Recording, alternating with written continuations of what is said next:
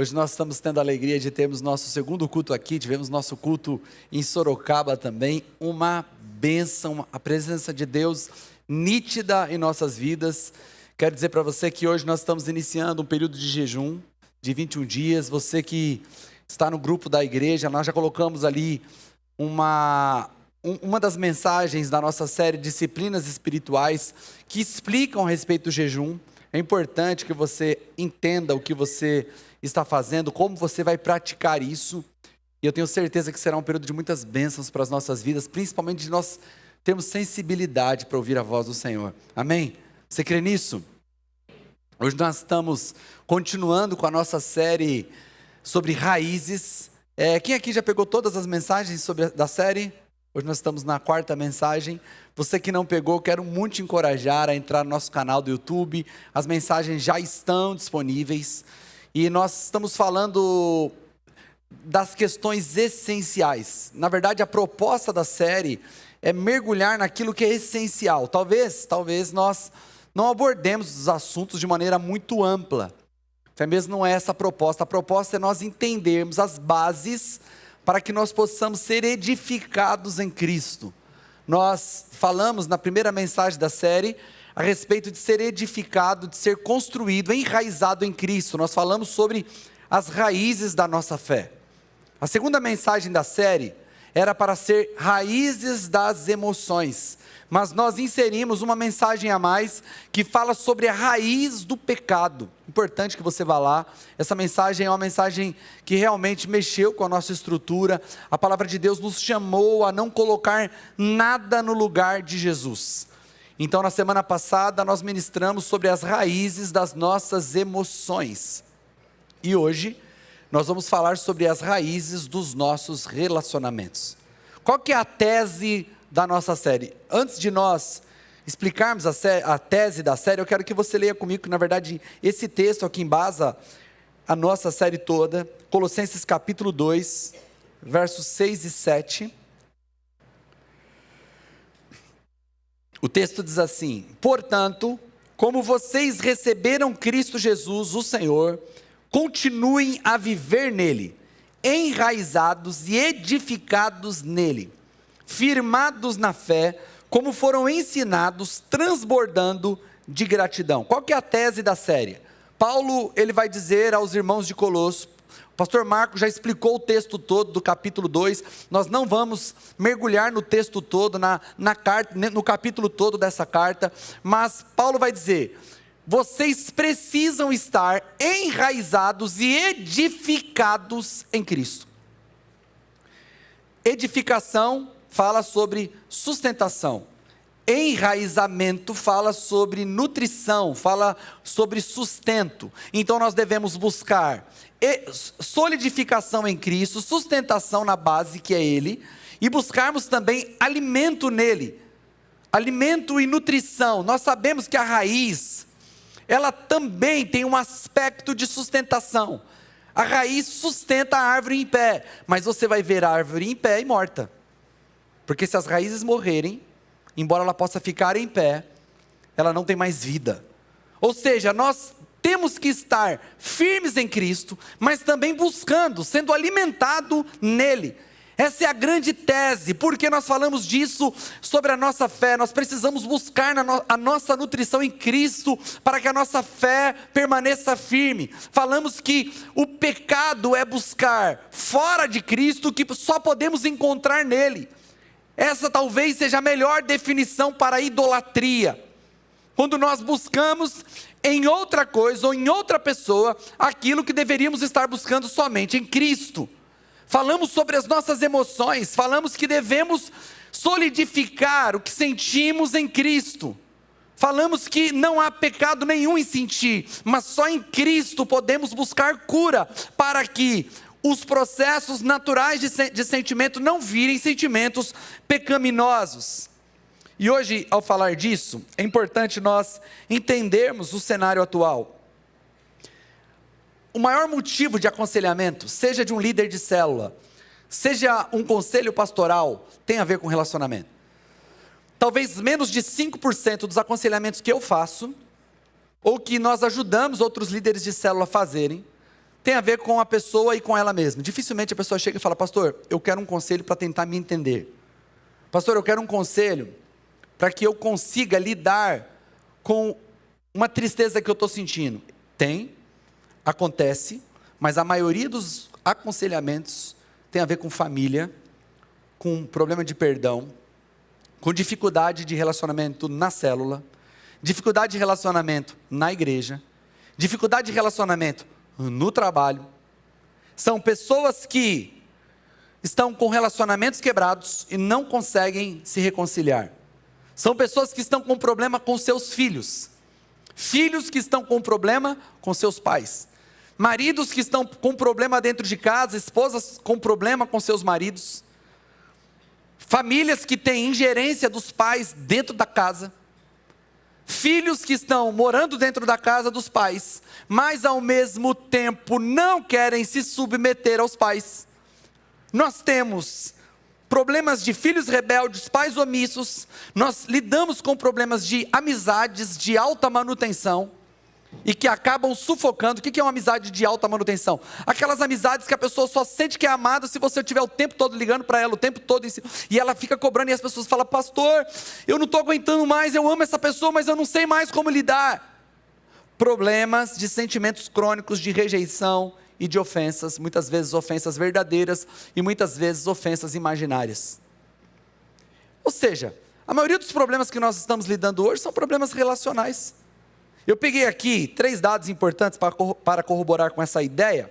Uma delas é do doutor que ele é cirurgião geral dos Estados Unidos, Dr. Vivek Murthy. Ele qualifica a solidão como uma ameaça à saúde pública tão letal quanto o tabagismo. Ou seja, a solidão está se tornando um problema crônico. E que pode trazer tantos problemas para a saúde pública como o tabagismo. Eu também peguei uma outra pesquisa aqui, que fala sobre o paradoxo da conectividade, feita pela Universidade da Pensilvânia, que mostra que há uma relação direta ao aumento do uso das redes sociais com níveis de depressão e solidão. Essa feita pela doutora Sarah Conradt, da Universidade de Michigan, e ela vai dizer que nos últimos anos aumentou pelo menos em 40% a perda da empatia de jovens, e isso coincide com a exposição às redes sociais.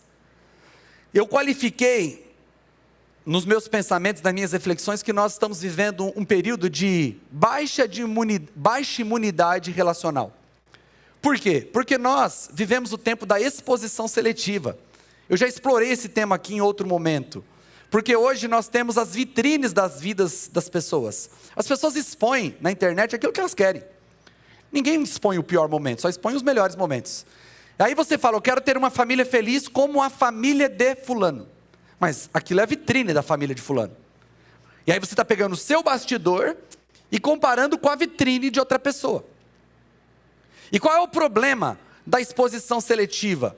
Porque nós só temos o melhor dos outros e os outros só têm o melhor de nós. Nós não nos aproximamos o suficiente para que as pessoas percebam o pior de nós e para que possamos perceber o pior das pessoas. E o que está acontecendo? Quando a gente não se expõe aos conflitos, quando nós não nos expomos à realidade dos relacionamentos, trocamos relacionamentos reais por relacionamentos virtuais, nós vamos passando a não ter mais nenhum tipo de imunidade contra problema, ou seja, pequenos problemas relacionais se tornam grandes problemas. Nós desaprendemos a nos relacionar. Está difícil se relacionar, ninguém tolera mais um ao outro. Ninguém mais quer viver a vida de relacionamento, e nós precisamos disso, nós somos chamados para isso, e é sobre isso que nós vamos falar. Semana passada, nós trabalhamos o tripé da macrovisão cristã para entender os problemas emocionais. Qual é o tripé? Na verdade são 4 pontos, nós falamos que o último ponto nós vamos tirar de fora, porque nós vamos falar dele semana que vem, quando vamos falar sobre as raízes das nossas esperanças, que nós vamos falar sobre a restauração. Mas qual é o tripé? Criação, queda e redenção. Tudo que nós analisamos, nós temos que analisar sobre esse tripé. E nós fizemos isso semana passada. Como eram as emoções antes da queda, E para fazer isso, nós analisamos a vida de Jesus, o que Jesus sentiu, porque Jesus é o ser humano perfeito que não pecou. O que aconteceu com as emoções pós-queda, depois que o homem pecou, e depois nós trabalhamos o que nós podemos esperar de nossas emoções depois de termos sido redimidos por Cristo. Nós vamos fazer a mesma coisa a respeito dos relacionamentos. Como Deus nos criou para ser, o que o pecado fez com os relacionamentos e o que Cristo fez por nós para que nós possamos voltar ao projeto de Deus para as relações. Gênesis 2, verso 18, eu não vou ler com você, mas fala sobre o momento da criação, onde depois de uma sequência de viu Deus que era bom. Como assim, pastor? Sequência de viu Deus que era bom? Tudo que Deus criou, a Bíblia, no final do dia, o texto diz, e viu Deus que era bom. Chegava no outro dia, Deus criava outra coisa, e o texto terminava dizendo, e viu Deus que era bom. Mas quando Deus cria o homem, é a primeira vez ali em Gênesis 2,18 que ele vai dizer, e viu Deus que não era bom. O que não era bom? Que o homem estivesse só. Por que Deus viu que não era bom o homem estar só? Porque no design de Deus, o homem foi criado para o relacionamento. Nós falamos na semana passada que o ser humano foi criado para ser um ser emocional, é verdade, mas também é verdade que o ser humano foi criado como um ser relacional. Nós fomos criados à imagem de Deus, e Deus é um Deus triuno, é um Deus que em si Ele é comunidade, em si Ele é relação, e nós somos criados para isso, ou seja, Deus expressa a si mesmo em sua criação. Nós somos criados para nos relacionar.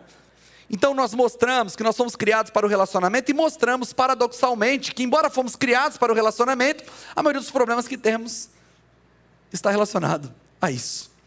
Fomos criados para nos relacionar, mas fomos quebrados no relacionar. Porque quando nós vamos para a queda, nós percebemos que a primeira fratura no ser humano é uma fratura relacional. O homem peca, e imediatamente ele quebra o relacionamento com Deus e quebra o relacionamento um com o outro. É por isso que quando Jesus resume toda a lei, ele vai dizer, amarás o seu Deus sobre todas as coisas e o seu próximo como a si mesmo. Por quê? Por que isso resume toda a lei? Porque essas foram as duas primeiras fraturas que o pecado causou no homem. A relação com Deus foi quebrada e a relação com o outro foi quebrada. No primeiro momento nós vamos ver fuga e vergonha, nós vamos ver terceirização de culpa, e nós vamos ver o tripé da queda, que é o orgulho, fuga de responsabilidade e covardia. E quando nós vamos para o capítulo 4 de Gênesis, logo depois da queda, nós vamos ver homicídio, um atentado contra a relação. Inveja, um atentado contra a relação. Então nós fomos criados como seres relacionais, e o pecado quebrou a capacidade do homem se relacionar do jeito de Deus. O homem passou a ter o ego no lugar de Deus. O grande erro pós-queda é que passamos a buscar no outro as respostas que só existem em Deus. Queremos que o cônjuge, o filho, o pastor nos dê sustento, identidade, sustentação, segurança, que só a raiz, que é Cristo, pode nos dar. Quando o outro falha em ser o nosso Deus, nós o descartamos.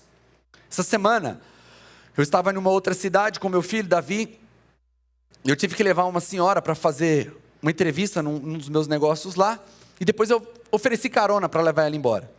No caminho, eu perguntei para ela se ela estava indo na igreja, se ela era de alguma igreja. Ela disse que sim, me disse qual igreja ela era, e eu conhecia essa igreja, eu conheço essa igreja, conheço o pastor dessa igreja. Então eu perguntei, e aí, como está a igreja? Como está o pastor? E ela disse, não, está tudo bem. O problema é que, esses dias, houve uma debandada. Quase 50% das pessoas foram embora da igreja. E eu perguntei para ela assim, mas, o que aconteceu? Aí ela disse, o pastor, ele é um homem, ele é militar, e assim, e ele é muito duro com os líderes da igreja. E aí as pessoas acabaram assim, não aguentando, indo embora. Não aguentaram ficar e foram embora. E aí ela disse algo assim que me chamou a atenção. Ela disse, pastor, a gente vai na igreja, ela sabia que eu era pastor, ela falou, a gente vai para a igreja para a vida melhorar. Se a gente chegar lá e a vida piora, é melhor não ir mais. Terminei de conversar com ela, vi que ela estava firme, e depois eu pensei um pouco sobre o que ela me disse. A primeira conclusão que eu tirei é que ela foi honesta. Ela foi honesta a respeito dos sentimentos dela. O que ela estava querendo dizer para mim? Pô, não faz sentido o pastor piorar a vida das pessoas. E em certo sentido ela está certa.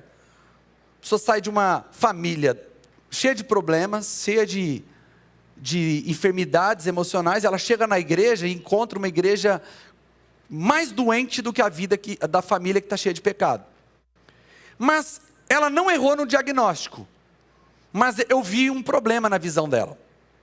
Porque na visão dela, a igreja é um lugar onde a gente vai buscar melhora. E essa é a visão que nós temos combatido, que é a visão de consumo. A igreja como um lugar que oferta serviços. É verdade que algumas pessoas, alguns líderes, eles acabam trabalhando para reafirmar essa visão. Olha, vem aqui no dia tal buscar não sei o quê. E aí você vem aqui que se você fizer isso, você vai levar não sei o quê. E aí você não encontra não sei o que o pastor prometeu, você fica frustrado, porque o serviço não foi bem entregue. E acaba que as pessoas têm uma visão equivocada a respeito do que é a igreja. E a igreja não é o lugar onde nós buscamos alguma coisa, a igreja é o lugar onde nós pertencemos depois de nascermos de novo. Quando uma pessoa nasce numa família, eu não sei você, mas eu não recebi a oportunidade de escolher a família que eu ia ser criado. Você teve essa oportunidade, sim ou não? A criancinha nasceu e falou, seguinte, tem uma família aqui para você, que ela já está com um enxovalzinho da Carters para você. Você vai crescer, vai estudar em escola particular, vai fazer uma viagem para Disney ainda na sua primeira infância, tá? Seus pais estão tudo bem ajustados, família bem estruturadinha. Tem essa outra aqui, bem problemática. Seguinte, seu pai vai buscar cigarro e não vai voltar. Sua mãe é uma doida. O que você quer? Estou a fim de passar problema, eu quero essa família aqui complicada. Ninguém escolhe, irmãos. A família é um lugar que a gente nasce, e aí a partir de nascimento a gente pertence. O que eu estou dizendo? Que você não pode, você tem que ficar num ambiente de doença para o resto da vida. Nós vamos trabalhar um pouco melhor isso. Mas o que eu estou dizendo para você é que a igreja é o lugar que deveria ser saudável ao ponto de, ao nascermos de novo, nós já estamos. Pode ser que alguém que não conhece Jesus ainda, vem para cá dizendo, eu preciso de ajuda. Eu preciso de alguma... Está tudo certo. Se você está aqui hoje pela primeira vez, sua vida você está passando por um problema, um desastre na sua casa, você veio buscar uma resposta de Deus, eu oro para que você encontre, para que a sua vida seja transformada. Mas depois que você nascer de novo, esse lugar deixa de ser um lugar onde você está buscando uma coisa, para ser o lugar onde você faz parte, para ser a tua família, para ser a tua casa. Aqui tem problemas, aqui tem conflitos, porque nós somos seres humanos, mas não há outra possibilidade, nós fomos criados para a relação. Ou seja, na imagem dessa mulher, a igreja não pode ser um lugar onde existe sofrimento, onde tem dor, e pelo contrário, aqui nós temos tudo que as relações têm. Mas a relação é vital para aquilo que Deus planejou para nós. Nós vamos explorar um pouco mais isso, mas eu quero falar um pouco sobre o projeto da redenção. Porque nós somos criados para ser relacionais. A queda nos incapacitou de vivermos plenamente aquilo que Deus planejou para nós. Deus nos redimiu para nos devolver as relações de maneira santa e pura. Eu quero mostrar isso para você, Gálatas capítulo 5, a partir do verso 16. O texto diz assim: por isso digo, vivam pelo Espírito, e de modo nenhum satisfarão os desejos da carne. Pois a carne deseja o que é contra o Espírito o que é contra a carne. Eles estão em conflito um com o outro, de modo que vocês não fazem o que desejam. Todavia, se vocês são conduzidos pelo Espírito, não estão debaixo da lei. Ora, as obras da carne são manifestas: imoralidade sexual, impureza, devassidão, idolatria, feitiçaria, inimizades, desavenças, ciúmes, ira, egoísmo, dissensões, facções, inveja, embriaguez, orgias e coisas semelhantes a estas. Eu os advirto, como antes já os adverti: aqueles que praticam essas coisas não herdarão o reino de Deus. Verso 22. Entretanto, o fruto do Espírito é amor, alegria, paz, paciência, amabilidade, bondade, fidelidade, mansidão e domínio próprio. Contra essas coisas não há lei. Os que pertencem a Cristo já crucificaram a carne com suas paixões e os seus desejos. O que o apóstolo Paulo está falando aos irmãos de Gálatas? Que a nossa vida, ele faz uma analogia com uma árvore, muito propício para a série que nós estamos. E ele vai dizer o seguinte, que as obras da carne já estão manifestas, ele vai falar a lista delas. Mas eu quero antes te chamar a atenção para a ideia de Paulo. Paulo está dizendo que aonde as suas raízes estão, são manifestas no fruto que você dá. É como se nós pudéssemos, se você fosse uma árvore, nós pudéssemos colher um fruto de você e comer. E dependendo do sabor, nós pudéssemos definir da onde a raiz está vindo. E Paulo está dizendo que aquele que tem as raízes presas no ego, ou seja, presas no eu caído, no eu afetado pelo pecado, ele vai produzir as obras da carne. Interessante que quase todas as obras da carne estão ligadas aos relacionamentos. Olha aqui, olha as obras que estão ligadas ao relacionamento. Imoralidade sexual. O que é imoralidade sexual? É prazer sem compromisso. É satisfação fora dos princípios de Deus. Ou seja, é o marido que não se satisfaz na aliança do casamento, ou a mulher que não se satisfaz na aliança do casamento, busca o sexo como prazer fora do casamento. São os jovens que não querem assumir um compromisso um com o outro, de se casarem, e se aliançarem, e buscam prazer no outro, quebrando a aliança de Deus para o matrimônio. Ou seja, você está tratando o outro como utensílio do seu prazer, porque você não quer assumir um compromisso. Ou seja, a imoralidade sexual é um atentado contra os relacionamentos. E ele continua, idolatria, nós falamos aqui. A idolatria é buscar, lógico que a idolatria é muito ampla, mas a idolatria é buscar no outro aquilo que você deveria buscar em Deus. Tem famílias que estão vivendo um ciclo de idolatria. São pessoas que veem no outro a sua satisfação, ou seja, o pai que busca no filho a satisfação que ele deveria buscar em Deus, é o filho que busca a segurança no pai e na mãe que deveriam buscar em Deus, é a esposa que olha para o marido e busca a segurança no marido que ela deveria buscar em Deus, é o marido que busca na esposa a segurança que deveria buscar em Deus, ou seja, um retroalimentando o outro. São deuses e idólatras vivendo dentro do mesmo lar. Por isso o lar não se sustenta, porque ninguém pode ser para o outro aquilo que o outro está buscando, porque o que ele está buscando no outro só pode ser encontrado em Deus. Inimizades, a palavra fala por si só. Desavenças, ciúmes. Aqui em desavenças tem outras versões que vão falar gritarias, ciúmes, ira. Pastor, mas nós falamos semana passada que o sentimento de ira, Jesus se irou contra o pecado, Jesus se irou contra a hipocrisia, Jesus irou-se contra a injustiça. Não é esse tipo de ira que ele está dizendo que são obras da carne, é você viver irado. É essa braveza, como nós falamos, sabe, essa irritabilidade, esse jeito de você normalizar as suas atitudes grosseiras, é disso que ele está falando. E ele vai falar egoísmo, dissensões, facções. Facções é você amar os grupos, você amar aquela panelinha e não permitir que ninguém entre dentro dela, porque você gosta de se relacionar com pessoas e comparar o grupo que você tem com um outro grupo. Toda pessoa que fica gerando grupinho, essa pessoa, ela está vivendo a obra da carne, de facções. Ele vai continuar dizendo, inveja. Eu separei embriaguez. Embriaguez também é muito mais amplo. Sabemos que a embriaguez é um problema que ela tem, nós tínhamos que discutir um tempo maior sobre ela, mas um dos grandes efeitos da embriaguez são as quebras de relacionamento.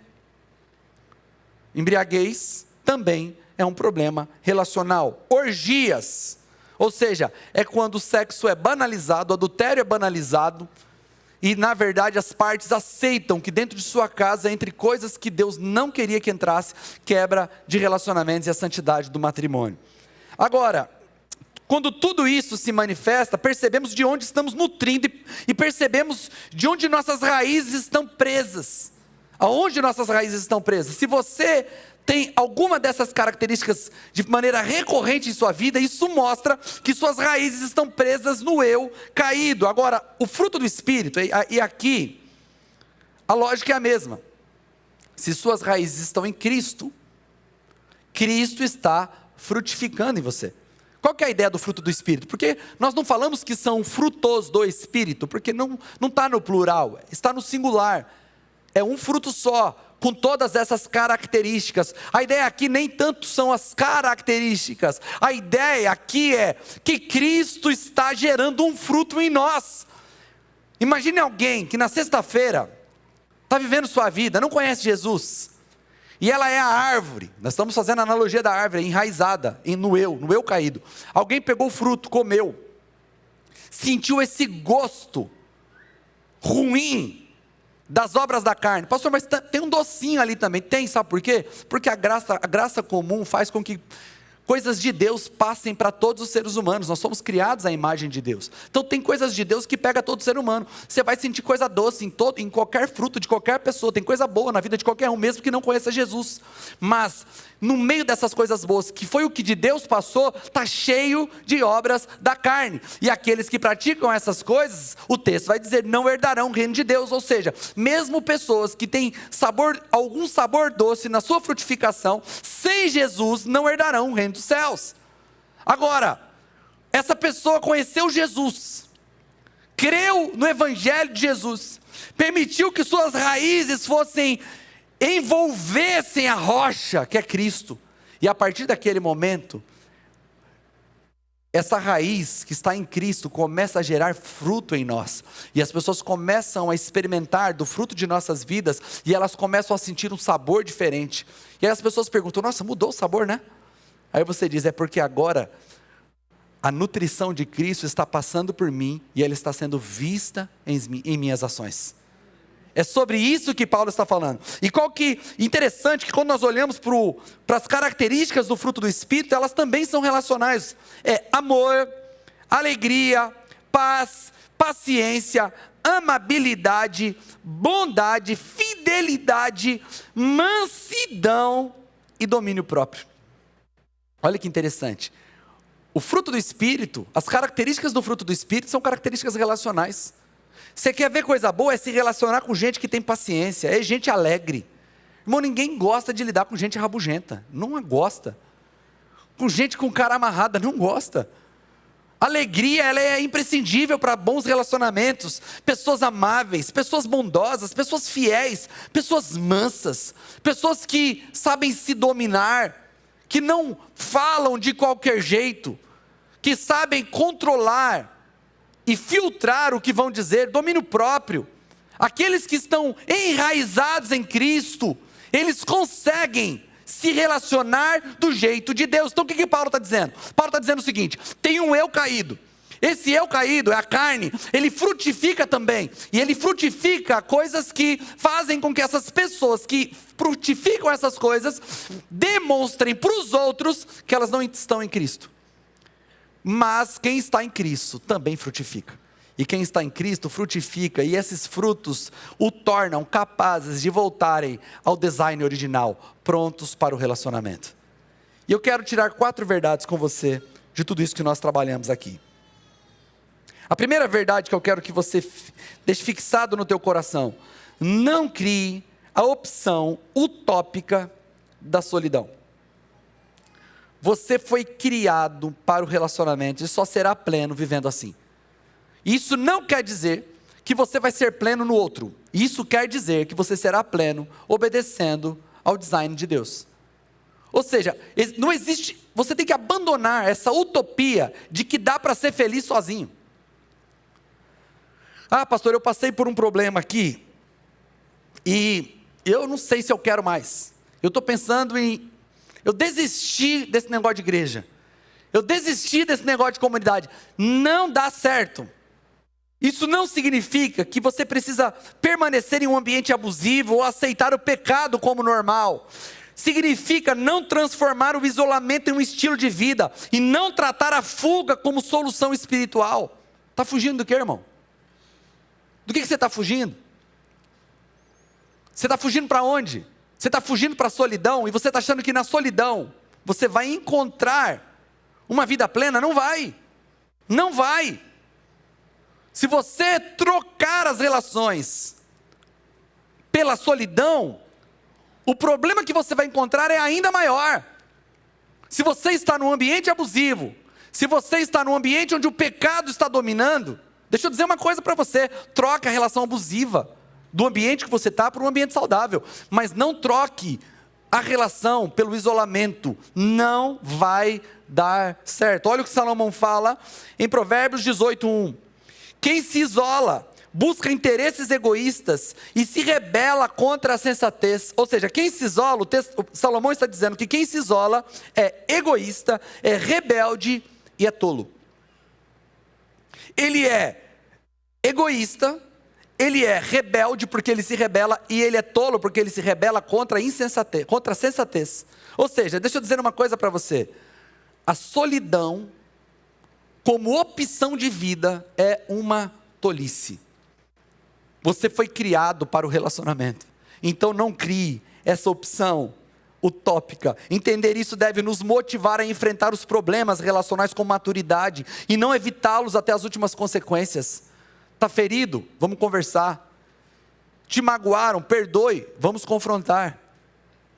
Está difícil o relacionamento? Você está triste? Vamos nos acertar. Não está dando para conviver em determinado ambiente? Vamos entender o que está acontecendo. Mas não dá para ficar fugindo dos problemas, porque aonde você for, você vai encontrar um problema. Até mesmo porque a maior parte dos nossos problemas tem a ver com a gente mesmo. E aonde você for, você vai estar. Não vai ter jeito, irmão. Aonde você for, você vai se encontrar. Seja nas relações, seja na solidão. Mas no outro ainda você ganha uma oportunidade de ser curado. Ou seja, não há opção. Não há opção. Então desista disso. Amém? Essa é a primeira verdade. Segunda verdade: Deus criou o outro porque a missão excede o indivíduo. O que Deus quer fazer através de você ultrapassa a sua capacidade de fazer sozinho. Às vezes a gente ora e a gente pensa assim: Senhor, me capacita para fazer o que o Senhor quer que eu faça. Normalmente, tudo que Deus coloca no meu coração para fazer, eu sou incapaz. Tudo. Não teve uma coisa até hoje que Deus colocou no meu coração para fazer que eu me sentisse capaz de fazer. Tudo eu me sinto incapaz. Porque normalmente tudo que Ele nos dá para fazer é maior que a gente mesmo. E às vezes a gente pensa assim: Senhor, me dá capacidade para fazer o que eu preciso fazer. Verdade, Deus vai nos capacitar no caminho. Mas muito mais do que nos capacitar, Ele vai mandar gente para andar com a gente. Porque o que Ele nos manda fazer é maior que a gente, para a gente não fazer sozinho. Quando Ele cria o homem, Ele fala: não é bom que o homem viva só, eu vou criar para ele alguém que auxilie. A palavra auxiliadora, usada para a mulher, é usada 118 vezes só no Antigo Testamento, e a maioria das vezes utilizada para o próprio Deus. Por que Deus fez a mulher? Porque o que o homem tinha para fazer, ele não conseguia, ele não dava conta de fazer sozinho, ele precisava da mulher. O que Deus nos dá para fazer, nós não damos conta de fazer sozinho. Por isso nós precisamos do outro, nós precisamos nos relacionar, porque o que Deus quer que façamos excede a gente. Ou seja, o outro existe para que cumpramos a missão, para que possamos amadurecer, para que possamos aprender a amar como Cristo. Nós precisamos ressignificar os relacionamentos. Você não pode pensar o outro como fardo, e você também não deve ser fardo para o outro. Ser fardo é exigir que o outro seja meu salvador, meu regulador emocional, meu juiz, ou o responsável por me dar identidade, segurança e paz, coisas que só Cristo pode dar. Terceira verdade: não existe relacionamento redimido sem arrependimento real. Não existe. Nunca nos relacionaremos como Deus quer, sem abandonar os padrões carnais. O texto que nós lemos de Paulo nos mostra que obras da carne não são o meu jeitão de ser. Ou seja, enquanto você ficar afagando o seu ego, você não vai mudar. E você não será restaurado na dimensão dos relacionamentos. Ah, isso é meu jeito. Isso é o meu jeito. Pastor, lá em casa, a gente fala alto um com o outro, mas é que a gente é descendente de italiano. Deixa eu falar uma coisa para você. Quando você se converte, Deus dá poder para você baixar o volume. Não, pastor, mas a gente fala alto, mas ninguém se ofende. Está tudo bem, se ninguém está reclamando, está todo mundo surdo mesmo, está tudo certo. Mas se está ofendendo, dá para baixar o volume. De manhã eu falei aqui, irmãos, para os homens, às vezes os homens falam, não, pastor, eu não sou um cara muito amável com a minha esposa, sou meio bruto assim, porque eu sou rústico mesmo, sabe o que é? É porque essa geração Nutella que fica aí dizendo que ama, eu não sou assim não. Deixa eu falar uma coisa para você. Isso é verdade, quando suas raízes estão no seu eu decaído. Mas a hora que você põe sua raiz em Cristo, o que surge dessa relação é amabilidade, é mansidão. Sua família precisa começar a experimentar desse fruto. Sua família deve começar a sentir esse sabor de Cristo em você, ao ponto de suas ações, que antes eram governadas pela sua carne, governadas por esse eu que foi danificado, comecem a ser substituídos pelo sabor de Cristo.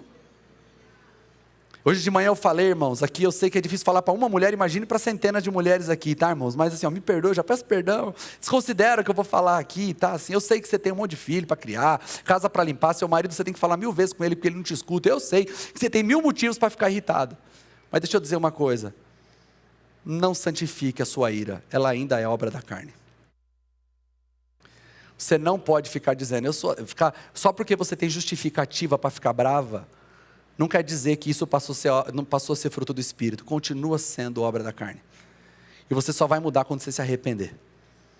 E parar de ficar dizendo, não, mas é normal, tem que me aceitar, é assim mesmo que eu sou.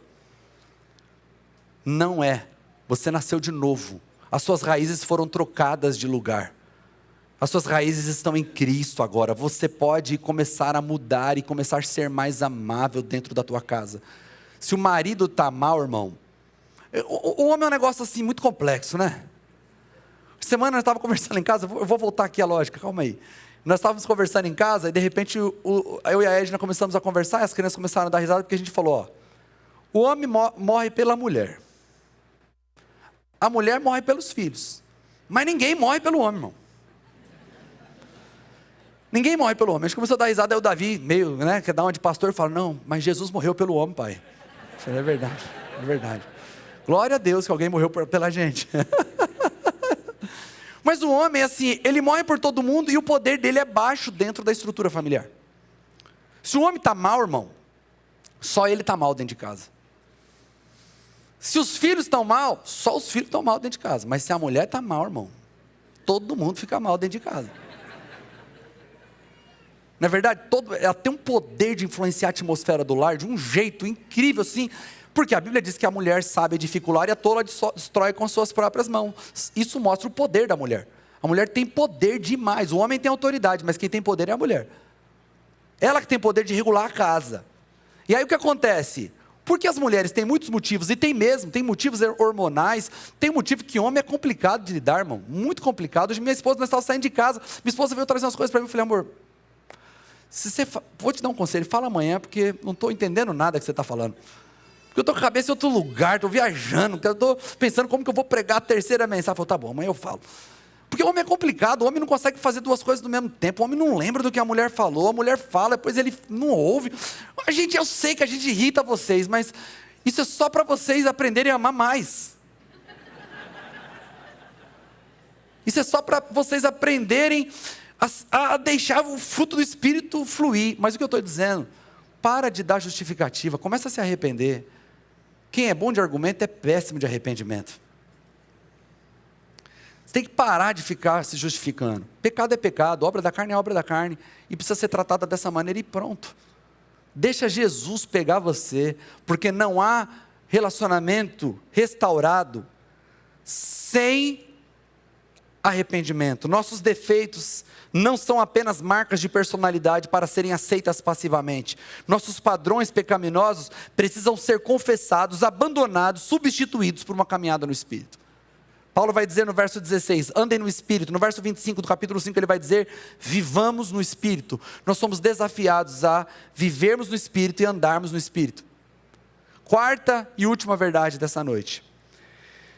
Relacionamentos têm uma dimensão restauradora. Deus quer te restaurar para isso. Existe uma dimensão saudável em Deus e restauradora nos relacionamentos quando nós nos permitimos vivê-los do jeito de Deus. Deus quer restaurar a gente para pertencermos sem idolatrar, para amarmos sem se perder, para impor limites sem se endurecer, para suportar com paciência sem virar refém e perdoar sem negar a verdade.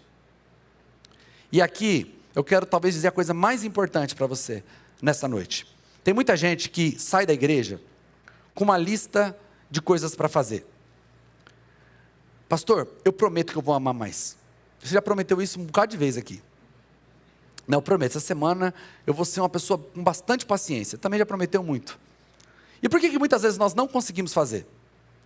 Por que às vezes a gente sai da igreja com uma lista de, não, essa semana eu vou orar mais, essa semana eu vou ler mais, essa semana eu vou ser uma pessoa mais bondosa, não, essa semana. E por que a gente não consegue? Você já parou para pensar nisso? Por que você sai com um monte de meta daqui e você não consegue cumprir? Porque a nossa transformação real não acontece com base no nosso esforço. O evangelho não é uma proposta de melhoria da sua vida. Eu faço uma lista, me esforço bastante e consigo fazer. Em todas as outras coisas superficiais isso dá certo. Mas por que em transformações profundas isso não dá certo? Porque a transformação vem do arrependimento, ou seja, é uma posição contrária ao pecado, mas submissão a Cristo, porque o fruto do Espírito não é resultado de esforço, é resultado de permanecer em Cristo. Ou seja, eu me arrependo dos meus pecados e permito que Cristo frutifique em mim. Então, durante a semana, o que você vai fazer? Você vai notar as coisas que antes você se justificava e você vai se arrepender. Pastor, eu não vou me esforçar. Você vai clamar a Cristo dizendo, Senhor, eu não sou capaz de fazer isso, mas eu creio na Tua palavra e eu tomo posse pela fé da minha nova identidade. Eu não sou essa pessoa, eu sou alguém amável. Eu não sou essa pessoa que destrói os ambientes, eu sou alguém que edifica os ambientes. Eu não sou essa pessoa rancorosa, eu sou uma pessoa que perdoa. E eu não sou tudo isso porque eu sou bom, eu sou tudo isso porque eu nasci de novo e o Senhor está habitando dentro de mim. E o Senhor frutifica a partir de mim e as pessoas vão ver isso em mim. Na vida cristã, nós vivemos pela fé, não vivemos pelo esforço, porque o esforço ele é insuficiente para transformações profundas e estruturais. O que nos transforma verdadeiramente é a presença de Cristo em nós. Então você vai se arrepender e você vai começar a se apropriar pela fé da sua nova identidade. Eu queria te convidar a ficar em pé. Eu queria muito, muito que você curvasse sua cabeça. E eu queria que você fizesse uma oração de arrependimento. Talvez seu coração é um coração endurecido, o orgulho é tão poderoso dentro do teu coração, que você tem uma dificuldade de se arrepender. Todas as vezes que você é confrontado por Deus, isso dói tanto, porque afeta esse seu ego inflado. E você não desistiu ainda de tentar lutar contra Deus, e só se humilhar, dizendo, Senhor, eu reconheço que eu preciso ser mudado. Talvez tenha alguma área da sua vida que você tem se justificar demais, você quer estar certo, mas você não precisa estar certo, você só precisa ser transformado. Pastor, mas dói demais, a igreja é um lugar muito dolorido, porque falaram mal de mim. Glória a Deus, porque a sua identidade não está nos outros, a sua identidade está em Cristo. Pastor, mas a igreja é um lugar difícil, porque me ofenderam. Também ofenderam a Cristo. É uma oportunidade de você aprender a perdoar. As relações em Deus têm poder de te transformar, mas você precisa reconhecer que o melhor de Deus não está por detrás de algo que farão por você, mas está por detrás de uma transformação real de mentalidade. Clame ao Senhor, diga assim, Senhor, me perdoe. Talvez você, mãe, tenha sofrido tanto, você está se sentindo culpada, porque você tem sido tão irritadiça com seu marido e com seus filhos. Você sabe que não é para ser assim, mas você não está conseguindo. Talvez você possa começar hoje dizendo: Senhor, me perdoe, porque eu não estou conseguindo ser a mãe ou ser a esposa que meu marido precisa, mas eu creio que as minhas raízes em Ti podem me dar condições de ser diferente. Talvez você, marido, tenha deixado sua mulher tão frustrada porque você não consegue dar atenção para ela. Talvez você não consiga ser aquele marido presente. Talvez você esteja tão abstraído da realidade. Talvez você esteja tanto tempo no celular que sua esposa não tenha mais você. Talvez você precise se arrepender agora e dizer: Senhor, me perdoe por não ser o marido que a minha esposa precisa. Talvez você tenha sido um filho que tem trazido tanto desgosto para dentro da tua casa, e você sabe que você tem que ser diferente, mas você não está conseguindo. Eu quero te encorajar a se arrepender nesse momento, dizer: Senhor, me ajuda. Eu quero dar oportunidade para que, enquanto nossos irmãos cantam, você possa confessar os seus pecados diante do Senhor. Se tu olhares, Senhor, para dentro de mim, nada encontrarás de bom, mas um desejo eu tenho de ser transformado. Preciso tanto do teu perdão. Dai-me um novo coração, dai-me um coração igual ao teu, meu mestre. Dai-me um coração igual ao teu, coração disposto a obedecer, cumprir todo o teu querer. Dai-me um coração igual ao teu, dai-me um coração igual ao teu, meu mestre. Dai-me um coração igual ao teu, coração disposto a obedecer, cumprir todo o teu querer. Dai-me um coração igual ao teu. Ensina-me a amar o meu irmão, a olhar com teus olhos, perdoar com teu perdão. Enche-me com teu Espírito, endireita os meus caminhos. Ó Deus, dá-me um novo coração.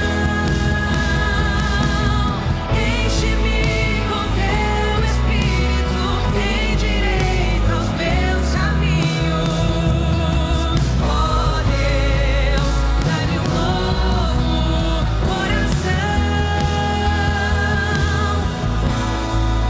Coração igual ao teu, meu mestre. Dai-me um coração igual ao teu, coração disposto a obedecer, cumprir todo o teu querer. Dai-me um coração igual ao teu. Eu não sei se você está perto de alguém da tua família aí, mas eu queria que você, se você pudesse virar para essa pessoa, dar um abraço nela. Eu queria que você orasse pelo teu cônjuge. Se você estivesse junto com seu filho, ore por ele, tira um tempinho. Se você está sozinho aí, pega alguém que está mais sozinho perto de você. Se não, você ora pela tua casa. Se sua família não está aqui, eu queria que você orasse pela tua família agora. Talvez você precise orar pelo teu pai, pela tua mãe. Tira um tempinho. Ore por ela, ore por ele. Faz quanto tempo que você não ora pelo seu cônjuge? Ore, ore, peça a Deus: Senhor, me ajuda. Nós queremos ter um casamento que te honre. Nós queremos viver o melhor em Ti. Nós queremos que a nossa família realmente Te glorifique. Nós queremos que as pessoas que estão perdidas encontrem na nossa família, na nossa casa, uma referência. Ore, ore.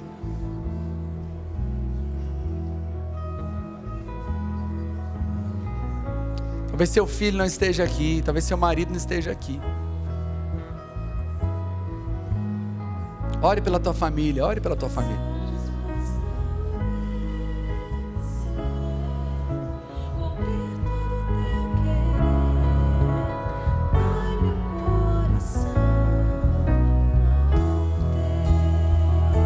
delícia. Glória a Deus, glória a Deus.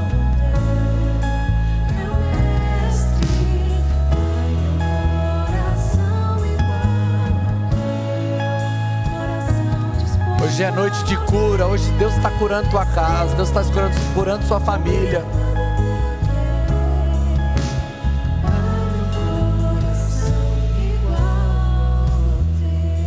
Senhor, eu quero orar junto com meus irmãos.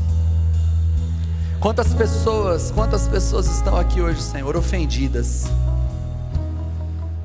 não conseguem perdoar. Elas sabem que precisam, mas não conseguem. Seus corações estão profundamente machucados, e elas nem encontram um motivo para estarem tão ofendidas. Pessoas que estão aqui em nosso meio, Senhor, que foram rejeitadas, foram abandonadas, foram traídas. Pessoas que nunca desfrutaram de uma paternidade sólida. Pessoas que até hoje não se sentem amadas por seus pais. Senhor, eu quero que o Senhor venha sobre nós com cura nesse momento. Quebra o coração daqueles, Senhor, que estão com seus corações endurecidos. Pessoas que estão sofrendo porque não conseguem se sentirem aceitas. Pessoas que não conseguem se perdoar. Venha sobre nós nesta noite com cura, Senhor. Restaura vidas aqui nesse lugar. Restaura famílias nesse lugar. Casamentos que já tinham virado sociedade, que já não tinha mais apreço, que já não tinha mais intimidade. Pai, nós oramos agora e cremos que famílias serão restauradas. Casamentos voltarão a viver os dias mais intensos de prazer e de intimidade. Venha sobre nós, Senhor, famílias, pais que estão aqui, que já perderam o coração dos seus filhos. Dê de novo uma oportunidade, dê acesso ao coração dos filhos outra vez. Filhos que estão aqui, que estão completamente magoados com seus pais, que eles possam perdoar. Pessoas que estão aqui, que são hipersensíveis, que não conseguem mais se relacionar porque tudo machuca. Cura o coração delas, para que elas voltem a ser capazes de se relacionar. Nós oramos e cremos, Pai, em nome de Jesus. Se você recebe essa palavra, dê a melhor salva de palmas para o Senhor. E em meio às suas salvas de palmas, dê palavras de adoração a Ele. Senhor, nós te rendemos graça, nós te adoramos. Tu és tudo o que precisamos. Nós colocamos a nossa esperança em Ti, Senhor. Vem sobre nós e transforma o nosso coração. Aleluia. Cante isso a Ele. Dá-me um coração igual ao teu. Dá-me um coração igual ao teu, meu mestre. Dá-nos, Senhor. Dá-me um coração igual ao teu, Coração disposto a obedecer.